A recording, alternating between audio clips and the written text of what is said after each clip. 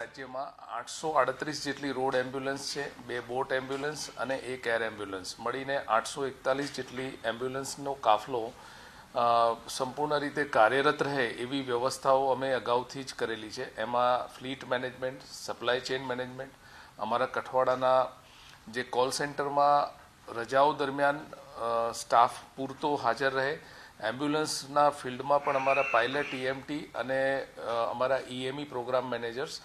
પૂરતા પ્રમાણમાં સાથે રહી અને આ સમગ્ર તહેવારના સમય દરમિયાન કામગીરી કરી શકાય એવું અમે મેનપાવર મેનેજમેન્ટનું પણ યોગ્ય પ્લાનિંગ કરેલું છે. કોલ સેન્ટરમાં EROની સંખ્યા, અમારા ERC ફિઝિશિયન્સની સંખ્યા અને આ ઉપરાંત સપ્લાય ચેઇન મેનેજમેન્ટ એટલે કે અમારી દવાઓનો પૂરતો જથ્થો જે તે એમ્બ્યુલન્સ સુધી પહોંચાડવો, એમ્બ્યુલન્સમાં રહેલા ઇક્વિપમેન્ટ્સ વગેરેનું રિપેર કે રિપ્લેસમેન્ટ ડ્યુ હોય એને પણ અમે અગાઉથી જ કરી અને આ વર્ષમાં વધનારી એમરજન્સીસને પહોંચી વળવા અને હોસ્પિટલ સાથે પણ યોગ્ય કોર્ડિનેશન કરીએ કે જેથી ઓછા સમયમાં પેશન્ટને સારવાર સાથે સાથે ઝડપથી હેન્ડઓવર કરી અને એમ્બ્યુલન્સને બીજા કેસ માટે રવાના કરી શકાય.